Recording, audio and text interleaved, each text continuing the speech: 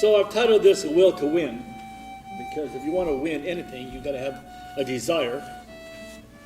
It's not going to be given to you if you don't want it very badly.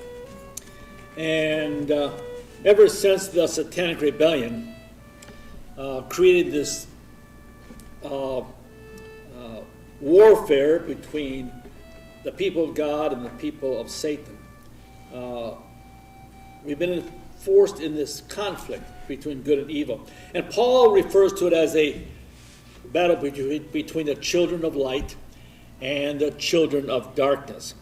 And so everybody wants to be on the winning team. I don't care what it is. I don't care if it's a sports activity or what. Everybody wants to be on the winning team. And in this conflict also against the Satanic Rebellion, I suspect we all want to be on the winning team. We hopefully want to be anyway, against the Satanic Rebellion. Now, so God calling out people, and every single white person, the way I view it anyway, is called to be on this team. However, not everyone will answer the call. Many will reject the call.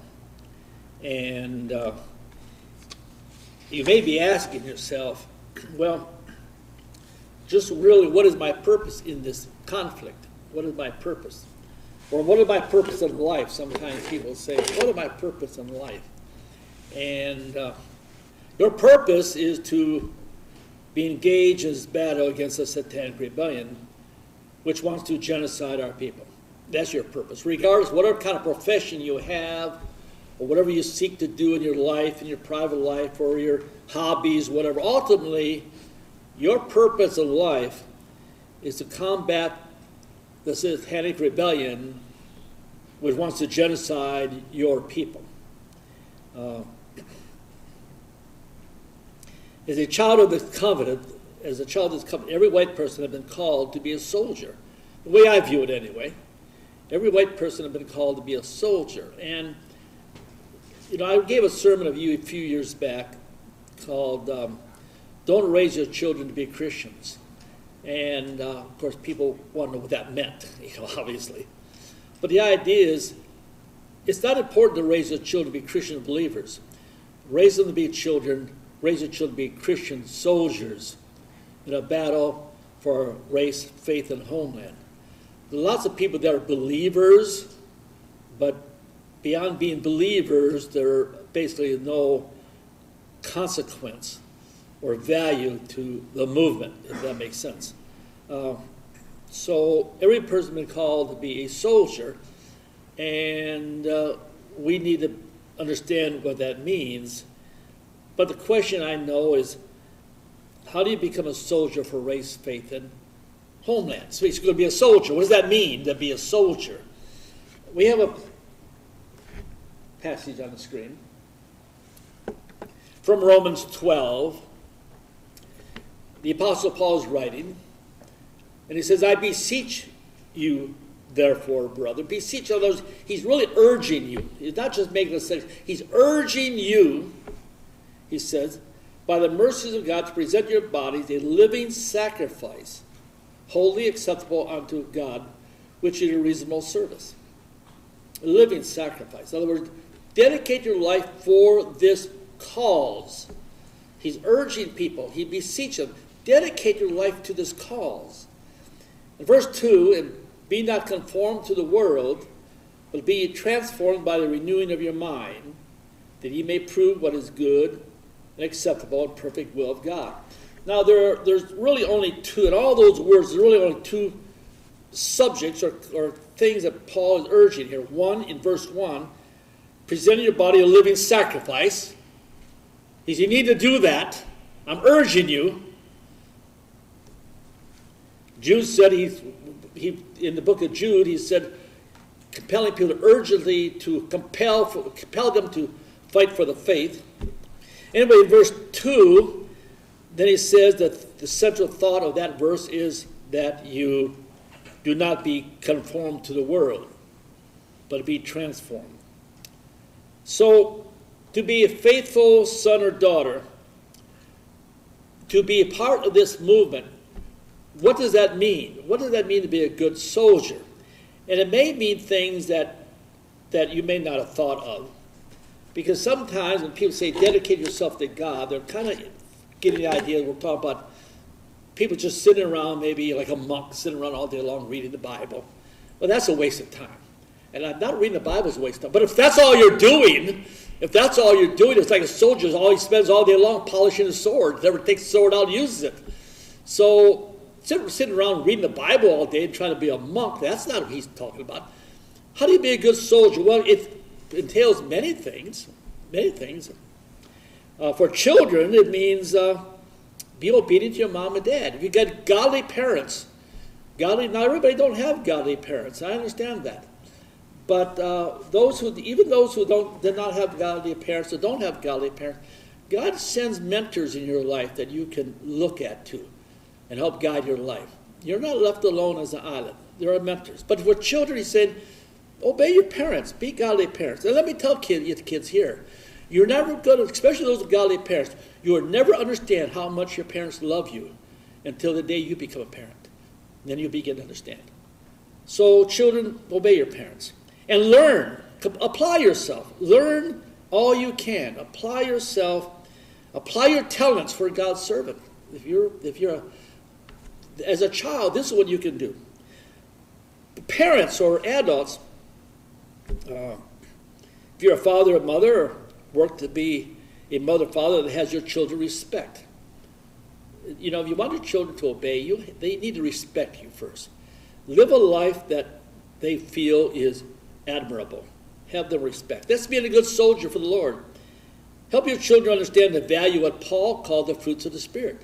Help them understand the spirit of love and joy and peace and patience and gentleness and goodness and faith, meekness, and self-control. We always amazed by the liberals versus Christian conservative, because liberals are just unhappy people. It's really sort of sad.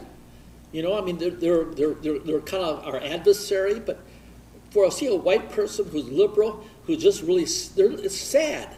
They're just unhappy people. That's why when Donald Trump lost or won the election, they went out there, screamed and hollered and cut their hair, did all kinds of crazy things. Because liberals are just unhappy people, but Christians are full of joy. And we see this in our songs, so forth, the joy that Christians have. So help your children understand the importance of the church, the value of tithing to the church, the value of attending church, the opportunity to build Christian relationships. We were facing, I know we got this election and think, okay, well, some people, not us, I'm sure, but some people think, all right, we won, the battle's over, Trump's in power, but it's not over. It's not over. We still are possibly going to face some tough times in this country as the demographics in this country continue to outnumber our people. So we do have to understand that the importance of church and our fellowship and building relationships with other believers. Apostle Paul, or not Paul, but the writer of Hebrews talks about the value of attending church. He said, don't be like other people. Be in church, he says, because he said you need to be around to encourage each other. We all need encouragement. We all need that. Everyone needs that. So even those people you think don't need it, they need it also. So church where we build that relationship, that encouragement, that is so important. And then the writer of Hebrews says, especially as you see this evil day approaching. Especially see this evil day, but that's really when it's important that we come together and build our faith and encourage one another. As we face the satanic rebellion, which is seeking to genocide our people, we are reminded in Matthew 16:8 that the gates of hell will not prevail against the army of the Lord. The gates of hell will not prevail. And even though they're awesome in the standpoint of their power and so on, they're not going to prevail. And so we are on the winning team. But like I also point out, and maybe we'll several times even today, we'd like to point out, the Bible tells us God wins, but it doesn't say we win. We only win if we're faithful. There are lots of people that are saying, yeah, God's going to win, but they haven't built their faith. And are they going to be able to stand in those evil days? I don't know. And so it's important to understand, yes, God wins, but do we win? We only win if we're faithful. Evidently, God is stirring this nation. I think that's quite evident. But it needs a lot more stirring, obviously. It needs a lot more stirring. Now, God is using awakening people. In 1984, I did an interview with a fellow by the name James Aho. And James Aho was a sociology professor from the University of Idaho. And in this interview I did with him, and he interviewed other people too, he said that when he began, he subsequently wrote a book called The Politics of Righteousness. You can still buy it, I think, on Amazon or someplace. The Politics, and he's written several books since this one, about Politics of Righteousness. He said when he first began to interviewing white nationalists, I don't know if he used that term necessarily, he said he was under the impression that people who are to the extreme right, he said he was under the impression, based upon what he had heard, that the average person involved in our extreme politics is uneducated, has a poor income, and probably lives like in a tar paper shack. He said that's kind of the impression he had, because that's so often what you hear from the media. He said after interviewing dozens and dozens and dozens and dozens of people in this movement, he came to the opposite conclusion. He said the average person involved in right-wing, white nationalist politics has a better education and has a better income than the average American. It's just the opposite. But of course, the enemy wants to make the impression that we're all like ignorant, dragging our knuckles on the ground, like what do they call that? I forget. Caveman. Oh, caveman. All right. So anyway, he recently just wrote another book called Maelstrom, which means maelstrom means a large, powerful, volcanic whirlpool.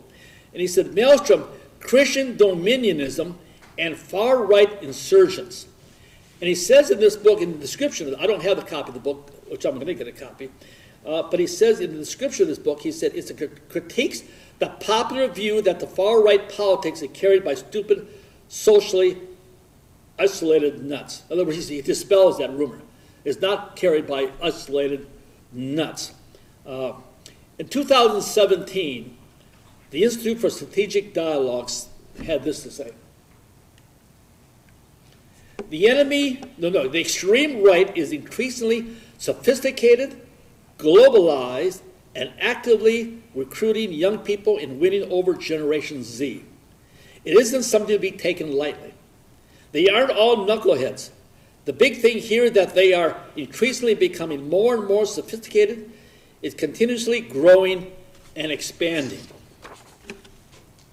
They went on to say, the study points a bleak view of just how sophisticated the far right has become. As the authors suggest, the extreme right is a full step ahead of policies set up to counter them. So people within our movement are awakening. We are awakening. We are touching people.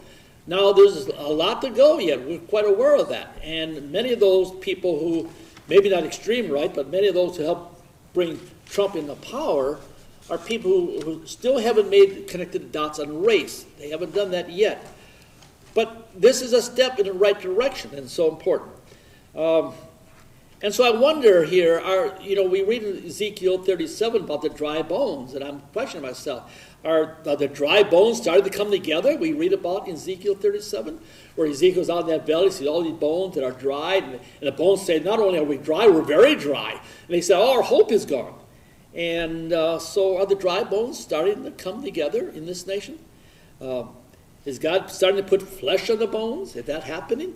I'm not sure, but it seems like it. It seems like it. And so today we're going to look at two things needed to win a race. Two things that are needed to win a race. Number one, or at least the things I projecting. Other people may diagnose this differently. Number one, know your weakness, how to overcome them. Know your own weakness, how to overcome your weakness. And then you have to have a will to win. If you don't have this will to win, then you're not going to win. I mean, God's still going to win, but you're not going to win. Paul says here, for we wrestle not against flesh and blood, but against principalities, against powers, against the rulers of the darkness of this world, against spiritual wickedness in high places. You know, we're not combating just a bunch of goof-offs down there, Black Lives Matter, you know, with a bottle of whiskey in one hand, you know, and a box of matches in the other hand. We're combating some powerful forces, spiritual wickedness in high places. And it's going to take people who are dedicated, created their life in such a way that they'll be strong and be able to stand, as we read in Ephesians, against it in that evil day. Be able to stand. Now, for years I have heard patriots say, who are not necessarily Christians, say, religion has nothing to do with in this battle. Say, religion has nothing to do with this battle. Just we got to fight against the enemy. And to a certain degree, I will agree with them, you know, especially when we're talking about religion. Now, I'm not talking about faith, but so often we have religions fighting against each other, you know, different denominations who are all maybe involved in, especially I might want to point out, even identity people, you know, they fuss and they fight over doctrines of baptism and what is the true Sabbath, and they fight and argue over the sacred name and argue over the feast days, what the right feast days, should celebrate feast days and so on. They argue and fight over communion, argue and fight over the woman's role in the church. They argue over the dual seed line, the election, and the celebration of some what call pagan holidays. They argue and fight over these things. And, you know, it's really sad that so often we find this heightened disagreement, even in our own movement, of people arguing over what I consider some basically silly doctrines in the church. I have opinions on all of those things. I have my own opinions, but many times I keep those opinions to myself because it's not really important. It's not important that everybody here believes exactly like I do. What is important is that you love your God and love your people. That's what's important. Not that you have the right doctrine on communion or the Sabbath or the feast days and so on. And this message, this wonderful message we have of national redemption, can't be evangelized if it becomes confusing or even sometimes hateful towards others who don't share the same point of doctrine. You know, I know that in Stormfront, that I've had people tell me how they get in Stormfront and people fighting over identity teaching, the old seed line, and if they don't believe like they do, or the Sabbath or a feast day, they're fighting among themselves. And it's sad because we can't, it's confusing to people. It's confusing to people. The gospel has to be presented in such a way that is simple and easy to understand.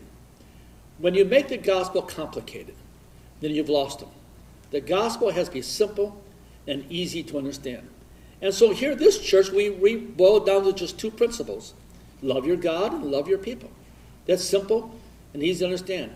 I'll say for the most part, God will bless this nation, even if we don't understand identity. I think identity is important because it helps build our faith.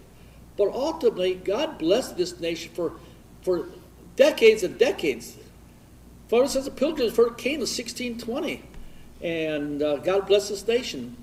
And America was never a righteous nation. It didn't follow all the health laws and didn't follow all the Old Testament. Sometimes we refer to ourselves as New Testament identity. They don't follow all these teachings. They didn't, but God blessed us. Why? God blessed America because they were Christian people. And they loved their people. They understood that. They loved their people.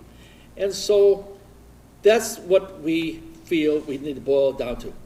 Keep the gospel simple and easy to understand.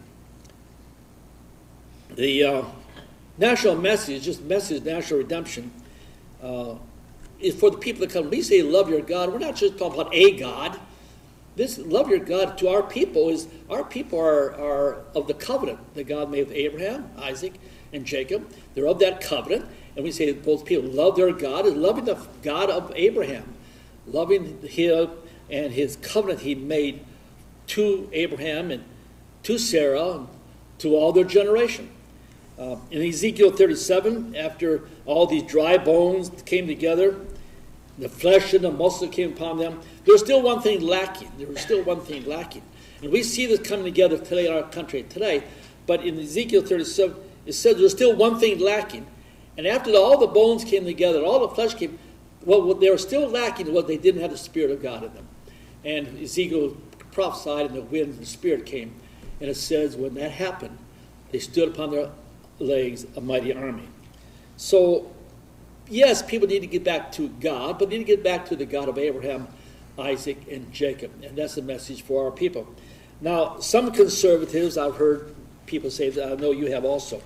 And I'm going to quote Glenn Beck. I don't have the quote on the screen. But most of you would know that Glenn Beck is a news commentator, a political news commentator. And he made a following statement here a couple years ago. He said, we have gotten away from God. No wonder we are in a mess. Pastors, priests, rabbis, and Muslim clerics need to get this message into the heart of their people. If we don't get back to God and do it soon, our nation is lost. Well, that's a foolish statement to make. Yeah, absolutely foolish. You know, God is not going to bless the nation because Muslims, what does Muslim God mean to us? They don't mean anything to us. What does the Jewish God mean to us? It means nothing to us. And, you know, God is not sharing his power with Satan, and that's really what you're looking at. So to say, well, the Muslims got to get back to God, and God won't bless our nation until the Muslims get back to their God, is a foolish thing to say. The only place the Muslim God or the Jewish God will get us is deeper into hell and deeper into troubles. The Muslim God and the Jewish God cannot save us, but will ultimately destroy us. Now, I know if you say this to some people, they will agree to a degree. So, yeah, the Muslim God, you know, that's a false God. But the Jewish God, well, that's the same God we worship, they'll say. And we worship the same God the Jews worship. And they just don't recognize the Messiah. I had a conversation at the post office a few years ago, a very short conversation. A woman in front of me standing in line, and the post office selling their Ramadan stamps for some Muslim holiday. And I mentioned to her, I said, why are we selling Ramadan stamps? Why are we selling stamps for the Muslim holidays? I said, this is a Christian nation. And I emphasize very clearly, Christian nation. And she replied to me and said, that's right, this is a Judeo-Christian nation. And I thought, she didn't catch it. She didn't get it. I'd have to go with that. Maybe I should have said more, but I didn't. You know, that's right, this is a Judeo-Christian nation. No, it's not. This comes shocking to most people. Jews worship Satan. It's just that simple. And you say, well, how can you say Jews worship Satan? It's very simple. Let me give you, break it down quickly. There's 12 major religions in the world. There's the Baha'i religion, Buddhism, Christianity, Confucianism, Hinduism, Islam, Jainism, Judaism, Shinto, Sikhism, Taoism, Zoroastrianism. I'm probably pronouncing a couple of those wrong, and I don't really care if they're offended by that. But there's only two gods in the world. There's only two gods. There's Jesus Christ and Satan. That's it. There are no other gods, you know, what religion you may claim. So if Jews don't worship Jesus Christ, then they're worshiping Satan. There are only two gods. Only Jesus Christ can deliver us. And a popular slogan in the time of the American Revolution was no king but King Jesus. So a good soldier also has to overcome his shortcoming, his weakness, and because we all have them. And our weakness is our humanity. And Paul said in Romans 7, the Apostle Paul said, there are things I do that I'm paraphrasing. There are things I do and I know I shouldn't, but I do them anyway. And there are things I know I should do, but I don't do them. And then he ended by saying, after looking at this, he said, oh, wretched man that I am. Now, when Paul says the things that he does and or shouldn't do and so on, I don't think he's talking about anything morally wrong. I don't think Paul's saying, I'm really homosexual, and I know I shouldn't be that, No, but he's talking about the shortcomings that we all have. I don't think there's anybody here today that is an immoral person, but we all have shortcomings. And Paul says, I have shortcomings too. What they were, I don't know, but maybe the Apostle Paul had anger issues. It's possible. Maybe the Apostle Paul, maybe he has some jealousy issues. Maybe I should be jealous of Peter, but I am, maybe, or something like that. I don't know. Maybe the Apostle Paul was impatient. He might have some impatient issues. Maybe he was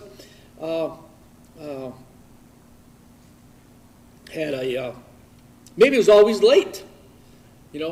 People said, well, Apostle Paul is supposed to be here at 7 o'clock for our meeting, but it's almost 8 o'clock. He's not here yet. And somebody else said, well, you know how Paul is. He's always running late, So maybe Apostle Paul was late a lot. Maybe he had ego issues. Possible. He wrote all these books. I'm pretty sharp, aren't I? He might have had ego issues. Maybe he procrastinated.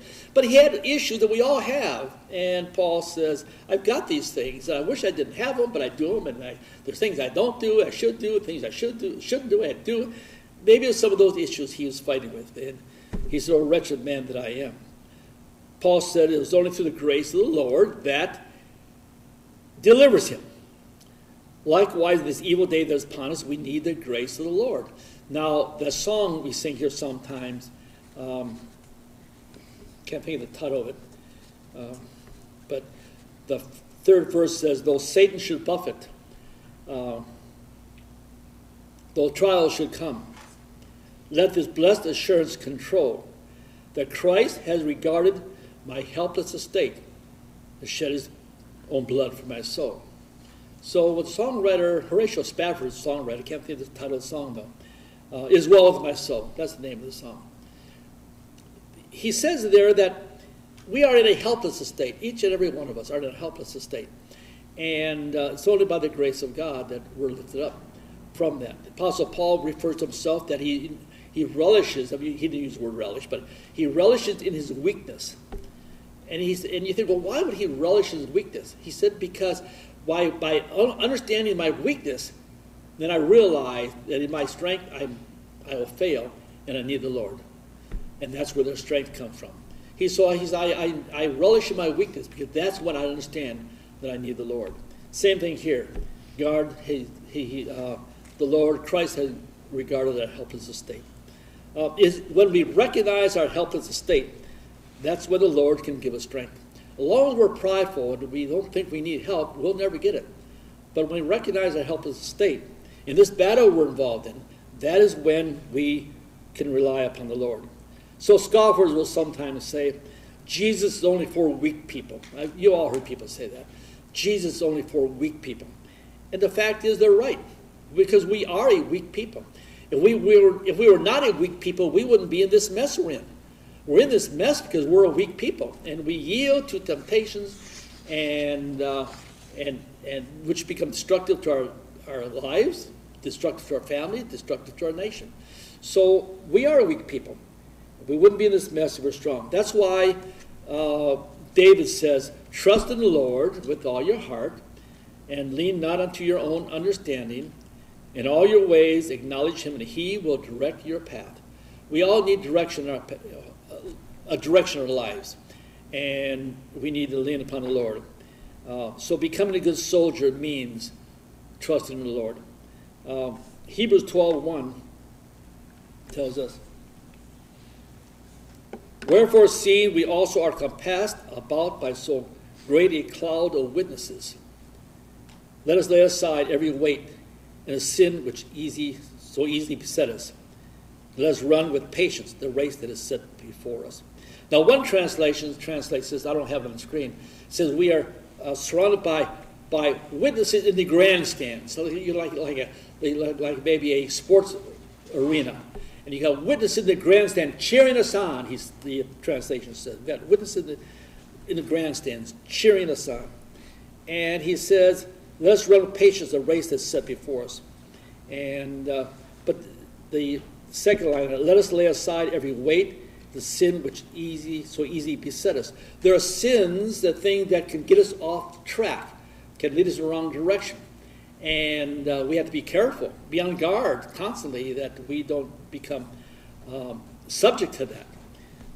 And what sin, we may ask, cause you to get your eye off the goal we have here, being part of this winning team? God's going to win, but we only win if we're faithful. What happens in our lives individually? Because we all have sins that can lead us in the wrong direction. And we need to analyze that. We look at our weakness. What is it in my life that can lead me in the wrong direction? Now, to be careful of and watch for and protect that. I don't do anything wrong that's going to start a trail. Because I suspect that most people that are drug addicts or whatever, what we call loser society, they didn't start out that way. The little 4-year-old boy doesn't say, "Oh, I want to grow up to be a drug addict and take marijuana and then meth, and I want to be strung out on drugs and die an early death without no teeth in my head." I don't think a 4-year-old kid starts out that way. Most want to start taking some attributes of nobility they want to do in their life. Most kids do. But somewhere along the line, they make a wrong choice. And that wrong choice then becomes easy to follow with the second wrong choice. The little kid that comes out of the grocery store at 4 years old and his buddies hanging around and said, "You got that candy bar? Cool, you stole that, all right," and he really feel pumped up. "I got that candy bar, I stole it," That leads him to go for another candy bar, and who knows, before long he's doing other things. So taking that wrong, that's why choosing right friends is so important. People have a hard time picking the right friends, I suspect. I don't know, it seems like a lot of people do. They have a hard time choosing the right friends. They so often pick the wrong ones. I was fortunate enough that I was raised with a mom and dad who the circle of friends that my mom and dad brought into my life were all Christian people. They weren't snooty or anything like that. They were well liked by everybody they worked with, even the non-Christians.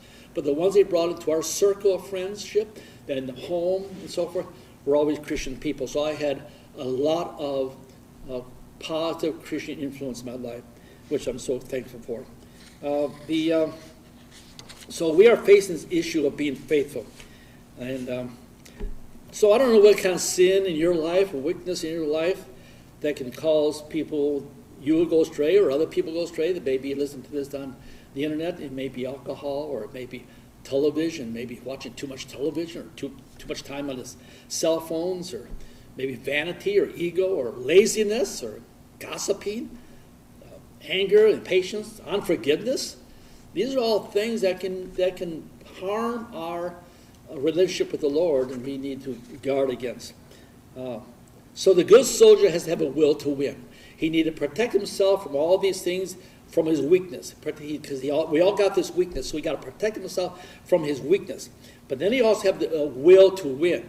You really have to drive for it. And you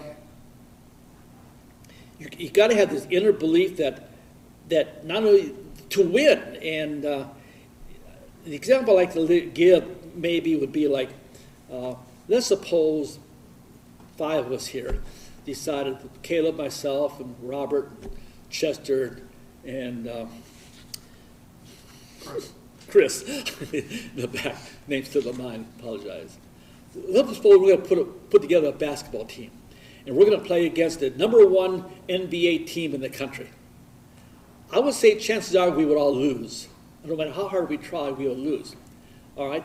And if somebody stumbled and made an error, we wouldn't get mad. If Caleb tripped over the ball, we wouldn't care if Caleb tripped. We're not going to win anyway, right?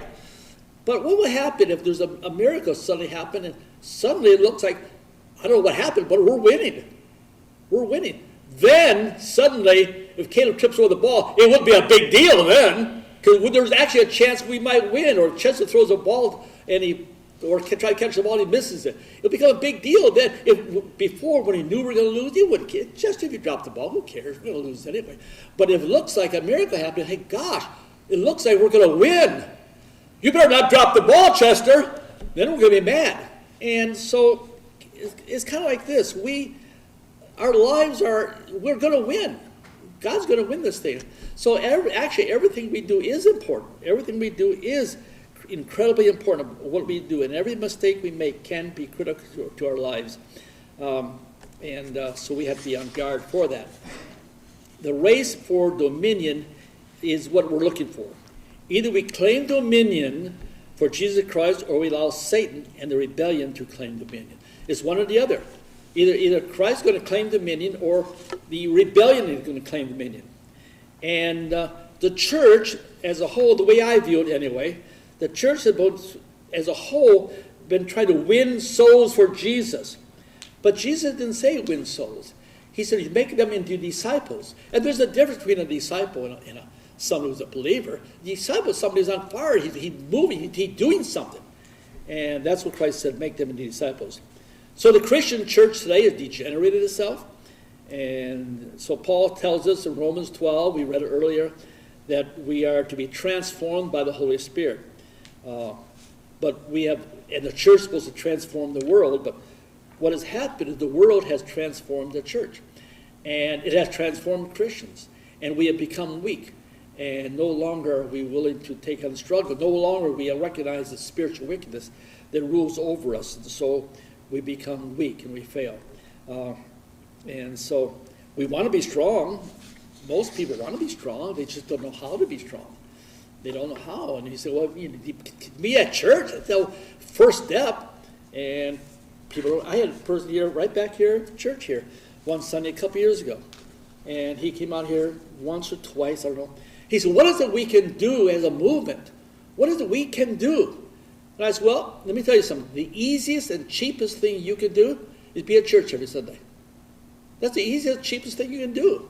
And we want to do some big and glorious and glamorous and make big headlines. Well, yeah, that has its place.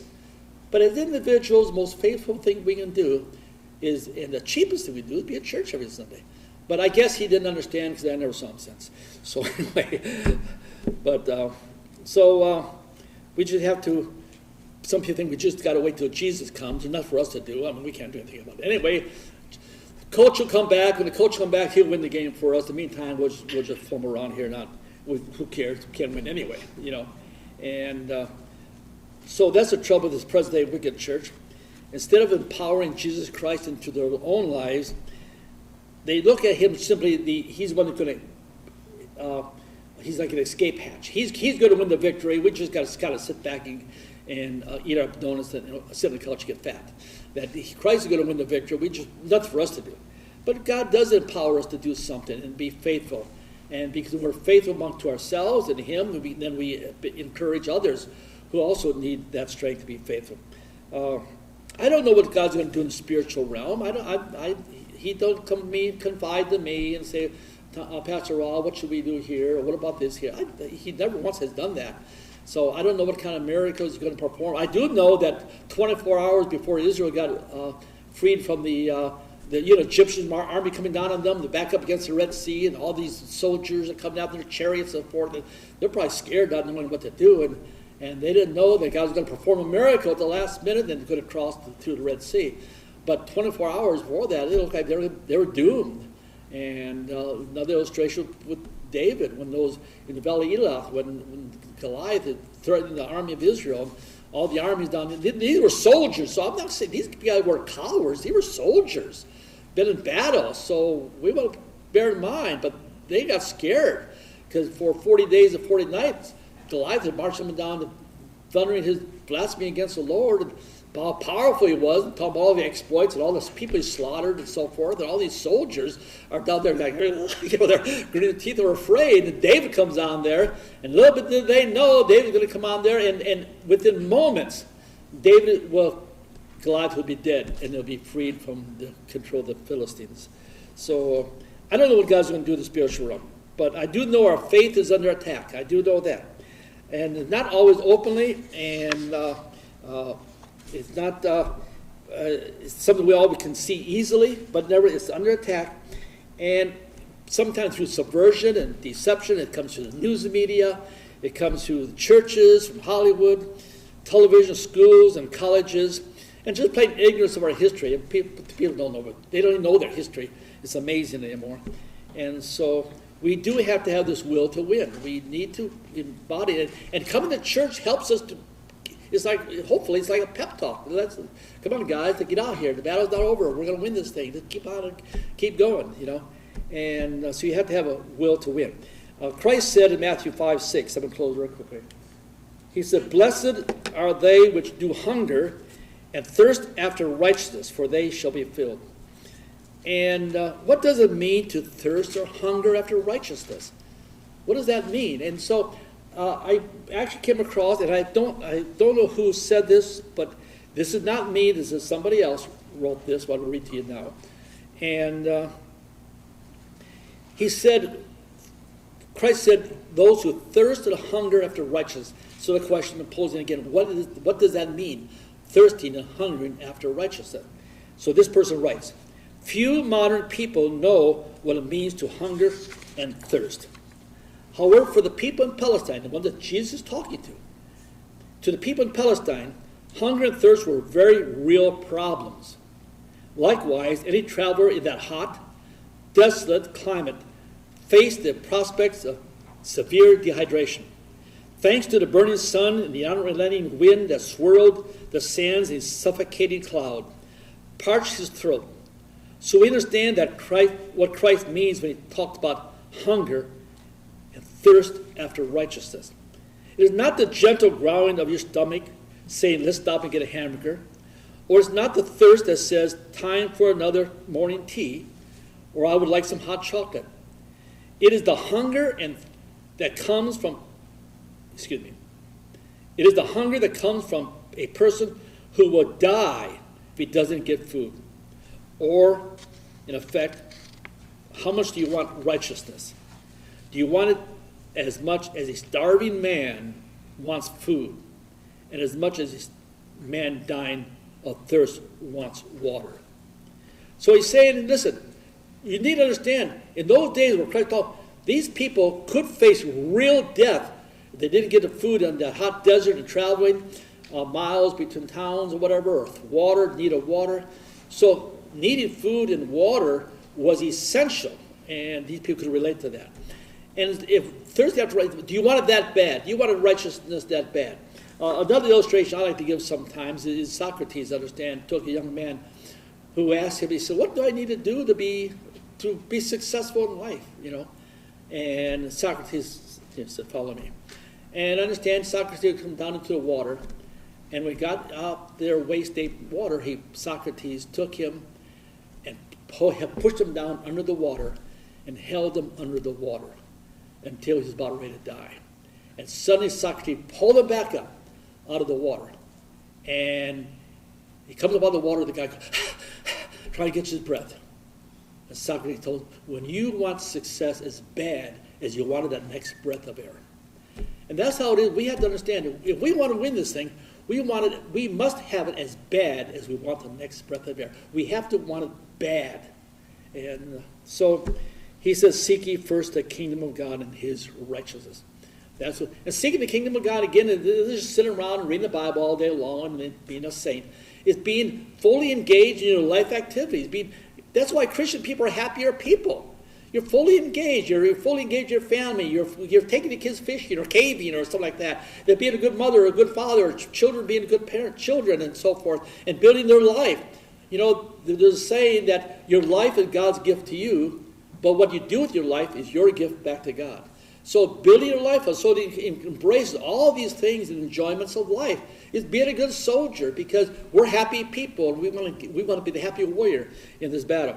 So again, churches want converts, but Jesus Christ is looking for disciples. Those who are wholly and fully committed to be a soldier in the army of God against the satanic rebellion. People realize their life belongs to God. People have put on the armor of God and are willing to engage in the satanic rebellion. And we're told here in 1 John 2:15, "Love not the world, neither the things that are in the world. If any man love the world, the love of the Father is not in him." And then I'm going to do one more thing. I'm going to ask Hannah come up here. Okay. And I'm going to engage you. You can read that next verse. Right there on the screen. And if they overcome him by the blood of the Lamb and by the word of the testimony, then they loved not their lives unto death. Very good. All right. If they overcame him by the blood of the Lamb and by the word of their testimony, they loved not their lives unto death. That is the kind of commitment you need to have if you want to be on the winning team. The team is going to win. The question is, are you going to be on the team? Let's all close word of prayer. Our Father, we ask you, bless us, keep us in your will, help us to be strong, help us to be faithful. Help us to examine our lives and know what weaknesses we each and every one of us do have. As Paul said, "O wretched man that I am." Father, help us be strong and courageous and be faithful and be a witness unto others. Encourage each other that we all may be strong and faithful also. In your name we ask it all. Amen. I love to tell the story for those who know it best. Seem hungering and thirsty to hear it like the rest. And when in scenes of glory I sing the new song, 'twill be the old story that I have loved so long. I love to tell the story, 'twill be my theme and glory, to tell the old story of Jesus and his love. I love to tell